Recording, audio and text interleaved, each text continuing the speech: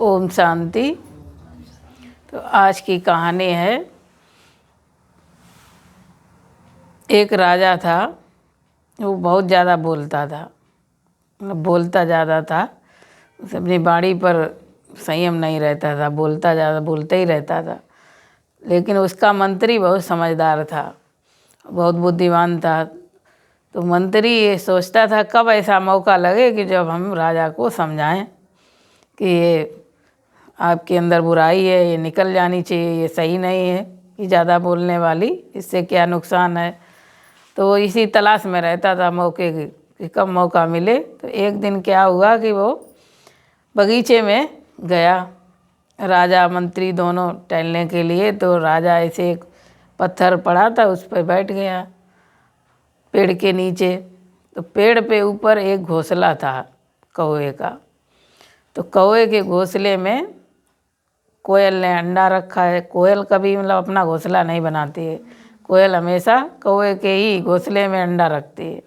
तो वो कोयल अपना अंडा रख गई। जब अंडा रख गई तो जो कौवे की कौवी थी वो उसको पालती रही। धीरे धीरे वो बच्चा हो गया, बच्चा बड़ा हो गया, थोड़ा बड़ा होने लगा। तो बच्चे को अपना ही बच्चा समझती थी, कोयल के बच्चे को अपना ही समझती, हमारा ही बच्चा है, अपना बच्चा समझ के पालती, उसको खूब दाना ला के खिलाती थी। लेकिन बच्चा इतना बड़ा नहीं हो पाया कि जो उड़ने लायक हो जाए, मतलब पंख नहीं उसके सही से निकल पाए। लेकिन वो तभी से वो बोलने लगा, कोयल का बच्चा अपनी आवाज़ में बोलने लगा। जब बोलने लगा तो कौवे ने देखा कि ये तो बहुत टाई टाई कर रहा है, अपने उसमें बोल रहा है, ये पता नहीं कैसी आवाज़ निकाल रहा है, ये हमारा बच्चा कैसा है।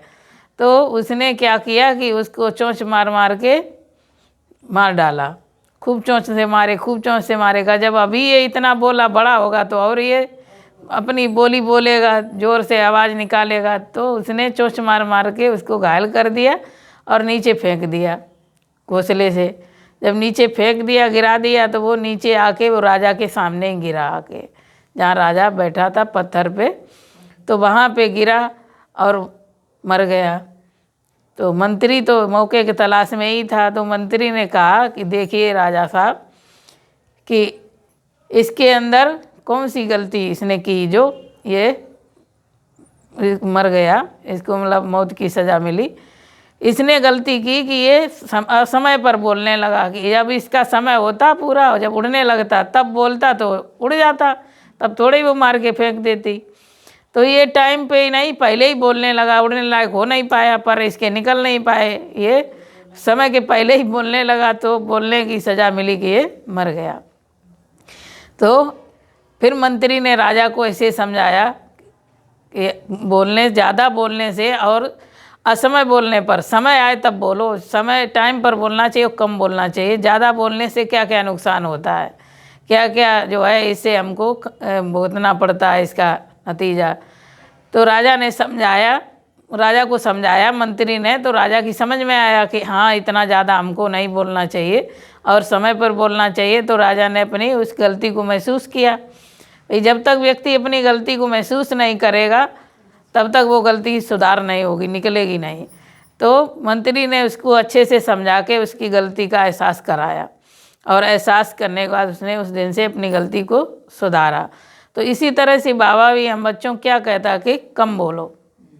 बाबा ने क्या कहा, कम बोलो और मीठा बोलो और सोच कर बोलो, समझ कर बोलो। ये नहीं कि मन आया बोलते ही चले जा रहे, ये सोच समझ कर बोलो। बाबा ने कहा कम बोलो, मीठा बोलो और सोच समझ कर बोलो कि किस समय बोलना चाहिए, किस समय नहीं बोलना चाहिए।